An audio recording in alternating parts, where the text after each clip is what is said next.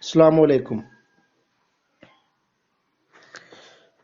Today we are going to discuss about the Battle of Badr and its reason and how was it happened and what were the consequences of the Battle of Badr. Battle of Badr took place in 17th Ramadan and in 624, especially AD 624.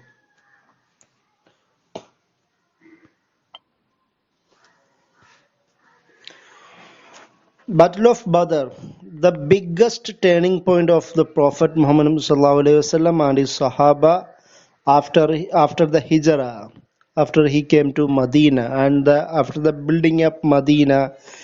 We already discussed about how he built Medina and how he organized the society, how he uh, solved the problems of Medinian society, the tribal conflict, and how he made a coexistence between Ansaris and Muhajirins. After these all problems, Prophet Muhammad had to face Prophet Muhammad had to face the problems of Meccan society. All Prophet Muhammad and his Sahaba came to Medina. They did not sit idle. They tried to make more problems for the new Muslim society of Medina. So this battle of Badr took place on the Arabian Peninsula and was instigated by years of persecution suffered by the Muslims at the hand of Quraysh tribe. The battle took place in Western Arabia. Western Arabia, it's present-day Saudi Arabia in the valley of Badr. And there are many in this battle notable Khalifas, especially notable Sahaba and Hazrat Abu Bakr, Hazrat Umar, Hazrat Ali, and all these Khalifas. Later on, they became Khalifas. All these Sahaba with other Sahaba, they participated with Prophet Muhammad Sallallahu Alaihi Wasallam in the Badr. Except Hazrat Usman ibn Affan radiallahu anhu, because he could not take participation in the battle because he had to take care of his wife, the daughter of Prophet Muhammad Ruqayya radiallahu anha. So Hazrat Usman was not there in the battle. All other three Khalifas, later three Khalifas, they participated with the other Sahaba. So that was the summary of Battle of Badr. Why it happened, the reasons of Battle of Badr, we have to discuss about that also. The Quraysh of Makkah, the first reason, the main reason, they were so jealous of Prophet Muhammad's rising power, and they consider his rise, Prophet Muhammad rise, as a threat to the prestige of Qurayshi tribe or Meccan people. And because of that, these Qurayshi tribes, they used to send small bands of people outside the city of Medina, where they would cut the trees. These Meccan people, they used to cut the trees and steal or kill cattle of the people of Medina. They used to make more nuisance or more troubles for Meccan Muslims or Medinan Muslims or Medinan people, and they wanted to harm them in some way. Means these Qurayshi people want to harm, make troubles for for Medinan Muslims and Prophet Muhammad. They want, and to further harm them, they also made treaties with hypocrites also, means the munafiqun, and the Jews in Medina too. They know that in among Muslim society also, they have some people, they hide their hatred toward Prophet Muhammad and the Sahaba, and they have a enmity towards him, and they have a relationship with these Makkan people. They used to contact with them and with Jews also. So all these reasons, from these reasons, the battles took place in Badr. That was the main reason. The second one, the Quraysh were greatly displeased with the hospitality of people of Medina. When these Medinan people, they welcomed Prophet Muhammad and Sahaba with a great heart, with whole heart. So this situation disappointed Meccan people. This situation disappointed Makkan people. This also became another reason for the Battle of Badr. The incident of Nakhla, there is a incident happening in Nakhla that also can be noted in these causes.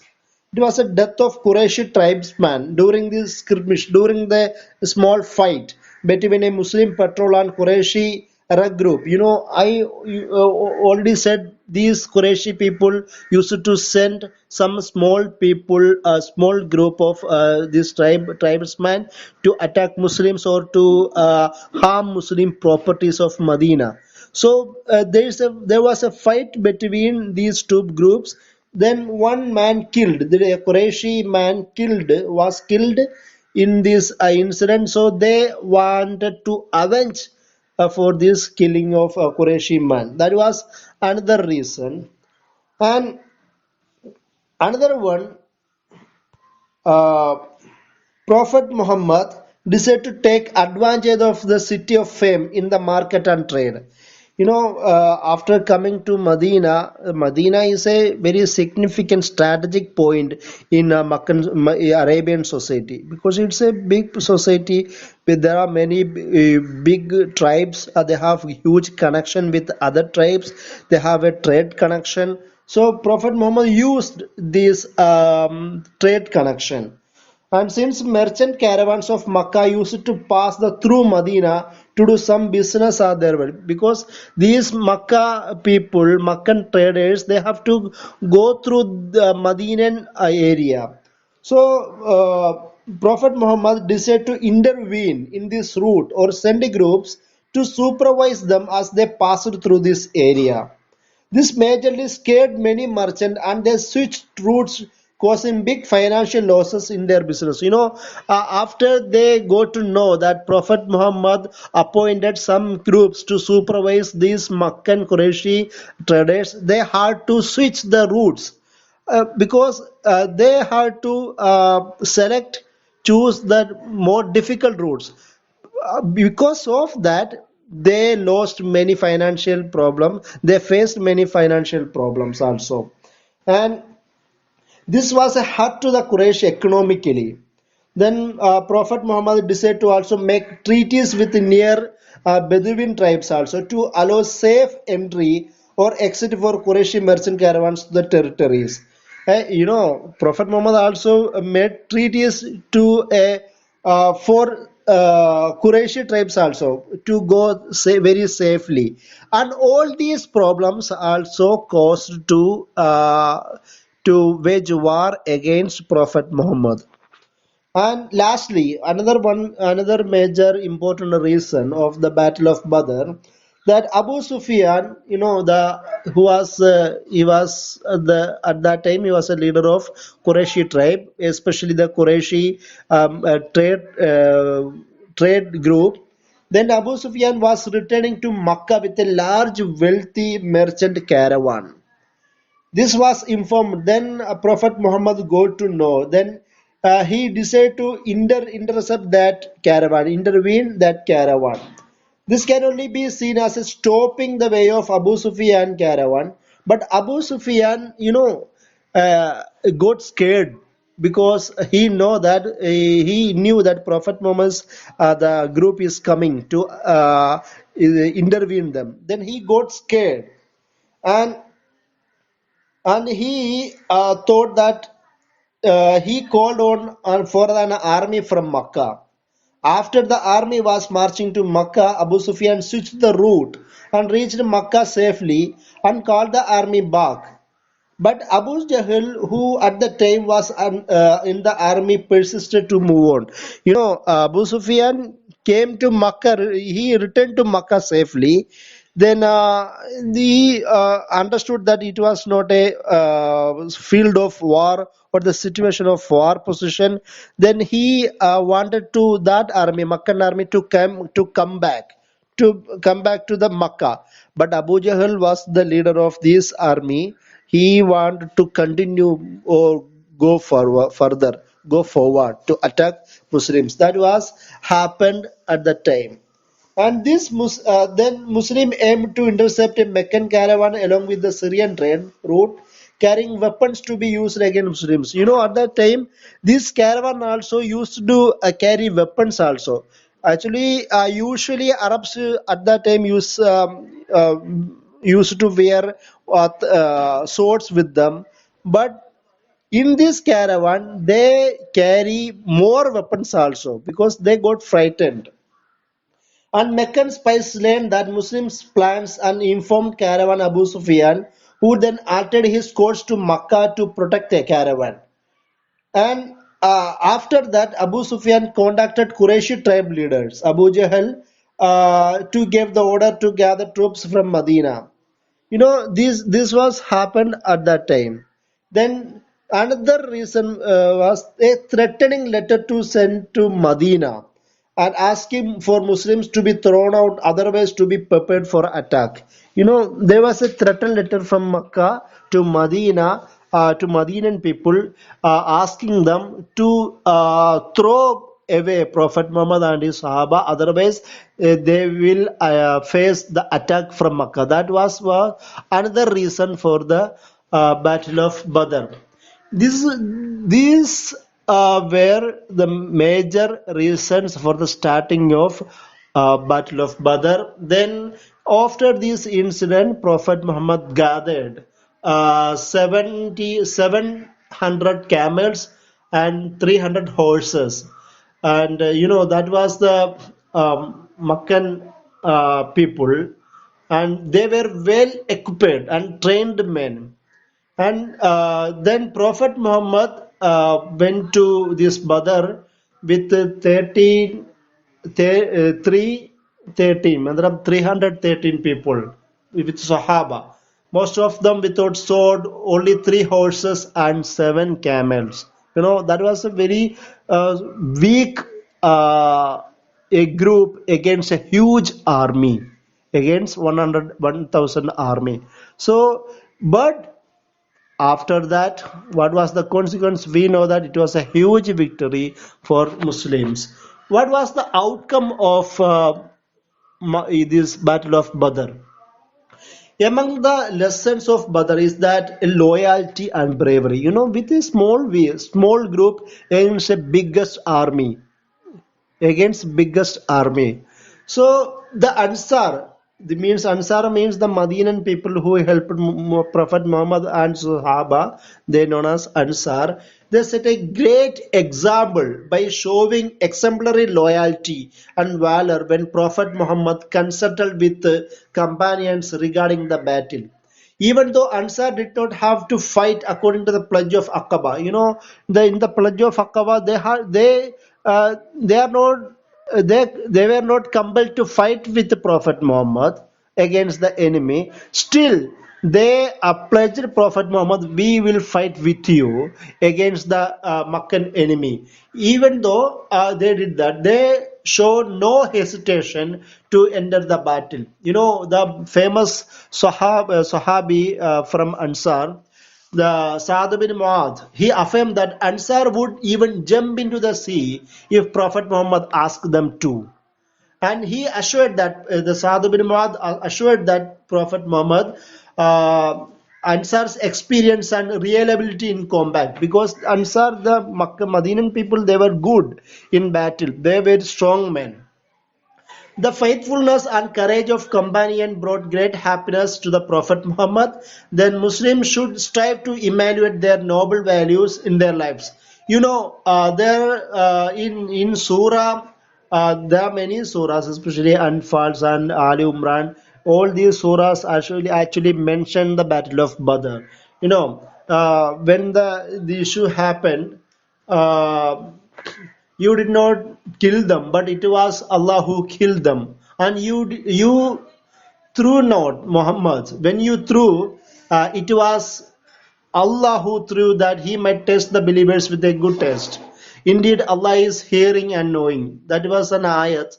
Uh, that Prophet Muhammad, Allah says that you did not kill them, because in Ali Umran, and there are many ayats that Allah mentioned He sent the angels to help Prophet Muhammad and Sahaba. Then there was another geopolitical situation also, the geographical situation also. The rain overnight caused the sand to become hard and solid, and firm ground to become wet and slippery. When the place where Prophet Muhammad and Sahaba situated, that was a very muddy place, and these enemies place were very good place, but the rain happened, after the rain happened, the muddy place became very firm, and that place became very tough. And after this war, Muslims army became victorious, and Makkans fled after the suffering very loss. And in the battle, 70 members of Quraysh army men they died, and 70 members Quraysh became prisoners, captives, and 40 Muslims, 40 Sahaba, they became martyred, or they became killed, especially six from Ansari Muslims, and six from Makkah, eight from Ansari Muslims, and six from Muhajirs. So total 14 Muslims, 14 Sahaba martyred in that battle. So all the names of Shuhada of Badr, they still mentioned in the document. We can see still in the Meccan area, especially this Badr area.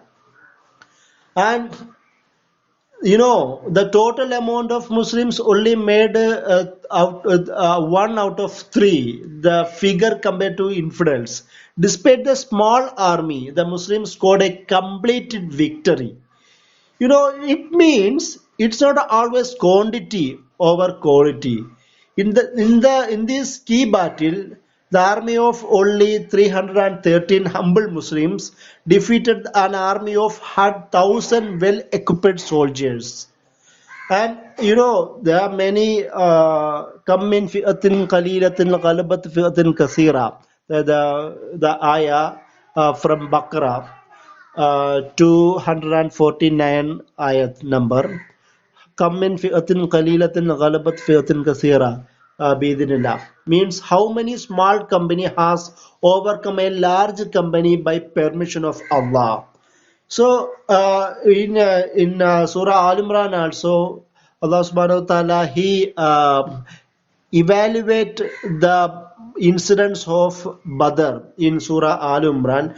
In He say that ayat number 122 in Surah Al Imran, and already Allah given you victory at Badr. When you were few in number, then fear Allah. Perhaps you will be grateful. That was another ayat. So after this winning the battle, the believers were reminded the victory came from Allah's will. That was the evaluation of Allah, not from your own courageous. You have courage, you showed the courageous, you showed the valor, bravery in the battle, but the love means the nasr min Allah, means the victory from Allah. Before the battle, Prophet Muhammad prayed for the support of Allah. That was another incident. Even before the battle and the night of Badr, like this, "O Lord, O Allah, if we are defeated, you will be not be worshipped at all on earth." Means if we defeated in the battle, you will not be prayed, you would not be worshipped on the battle at all. That was the prayer of Prophet Muhammad. And after this, what happened after the battle? Prophet Muhammad on their back to Medina, with a then Prophet Muhammad divide the ghanimat, the spoils, equally among the fighters. Uh, and you know what did he do with the captives? I already said there were 70 captives. What did he do? Because these enemies, they were very cruel against Prophet Muhammad and Sahaba. Yet they used to torture them. They used to harm them in Meccan period. Now they are captives under Prophet Muhammad. Then what did he do? Prophet Muhammad ordered two prisoners should be killed. They were An-Nadhr bin Haris and Uqba ibn Abi Mu'ayth. These were Prophet Muhammad ordered to kill because in Meccan period, these two harbored deep hatred towards Allah and Prophet Muhammad. They used to torture the Sahaba more than others. So, because of that, Prophet Muhammad ordered them to be killed. But after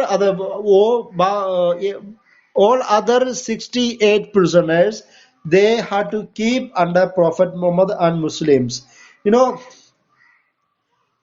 in this, there was another incident that when Prophet Muhammad ordered to kill Uqba, then Uqba said that, "Who will look after my children?" Then Prophet Muhammad, but did not hear that. He ordered to kill them, and because the Uqba, he strangled Prophet Muhammad. He tortured Prophet Muhammad. And there was when he was praying, this Uqba used to torture Prophet Muhammad also. Because of that, he ordered to kill them. And what was the situation of prisoners after this battle? Muslims are ordered to treat prisoners war very kindly. Prisoners cannot be abused on account of any fact they were fighting against Muslims. There is no law in Islamic. There is no Islamic law that permits punishment for a prisoner because of his faith. If you are a non-Muslim and you are a prisoner, there is no law. Islamic law does not allow to punish them because of his faith. Imam Malik said he had never come across any teaching of Islam that sanctions torture of prisoner of war to extract information. However, Prophet Muhammad had ordered execution of pre-prisoner, as I said before, and Prophet Muhammad uh, demanded Muslims to treat prisoners so well, so to such an extent that captains used to give captives their bread. They must be given the breads and the dates, means the dates also. And the ransom for the prisoners ranged from 4,000 and to 4,000 to 1,000 dirhams according to the captive's financial situation. You are a captive, you had a good financial background, then you must give good ransom. Prophet Muhammad dealt the issue of captives like that. And another ransom was educational dimension. That was the famous solution for these captives. Because most of the Makkan, unlike these Madinian people, they were literate. And so each prisoner who could not afford the ransom was entrusted with the 10 children to teach them art of writing and reading. Then from each Makkan prisoner, Prophet Muhammad appointed to teach 10 students, 10 children of Medina. So once the child had been provisioned enough, the instructor would set be free. After these children they go to know how to read and write, then the prisoner will be free after this education. So there was another interesting incident happened. In the Makkan captives, there was a captive who was the husband of Prophet Muhammad's daughter Zainab. his name is Abul As.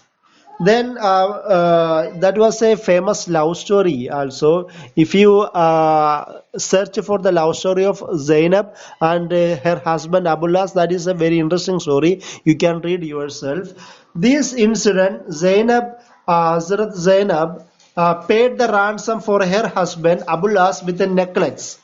The Muslim released this prisoner and returned to the necklace in the defense of to the Prophet Muhammad, but on one condition that Abullas allow Zainab to migrate to Medina, which he actually did, because Zainab at that time was in Makkah.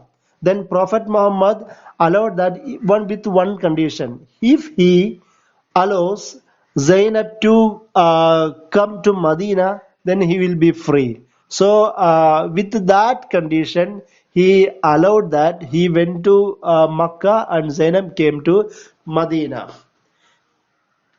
And there is another in captivity. There was also another famous Makkah leader, Suhail ibn Amr.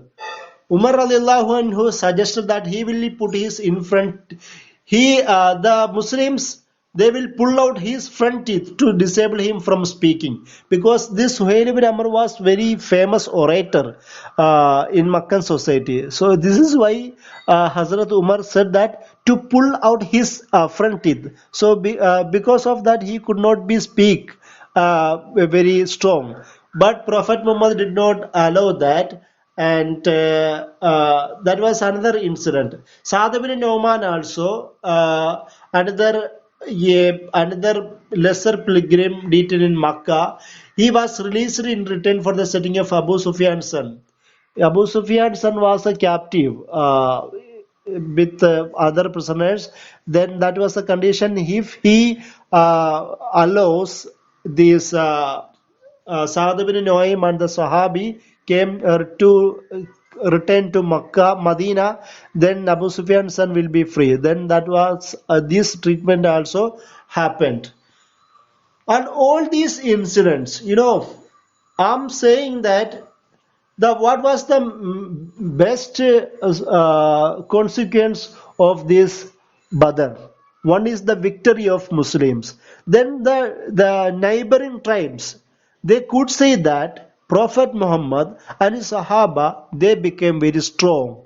And in this battle, Prophet Muhammad saw that, witnessed that the Meccan people are with him. And the neighboring tribal society also witnessed that Prophet Muhammad, the leadership, is strong, then they have to follow him. So this wave, this shock and wave actually spread across the Arabian area because of this battle, because of this small group against the biggest army. And this battle made huge weakness among Qurayshi people, especially Qurayshi leaders. And in this battle, Abu Jahl, there are many Qurayshi leaders like Abu Jahl were killed. This also made a huge impact in Meccan society. And this Badr, after of Badr, the educational dimensions also got changed, transformed from illiteracy to the literacy. Prophet Muhammad you got a good amount of financial income from the ransom the treaty, and he got other, as I said before, from this battle transformed the illiterate society to the literate society, educated society. So from the educational manifestation, from financial area and the regional area, and the loyalty and bravery of Ansar, and the friendly situation between Muhajir and Ansar, and the knowledge of information of the victory of Badr, at Badr of Prophet Muhammad's battle, and these neighboring tribes go to know the power and leadership and strong leadership of Prophet Muhammad and the bravery of Muslims, new Muslim society.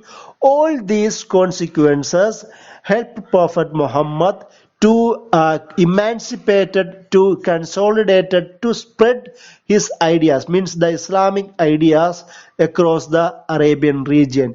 And the Battle of Badr caused the next battle, that is Uhud. So, because after this disappointment, the Qurayshi people, they got very angry. They felt for vengeance, to avenge for the killings of these, especially Qurayshi tribal main leaders. So the major consequence of Battle of Badr is the Battle of Uhud. Thank you.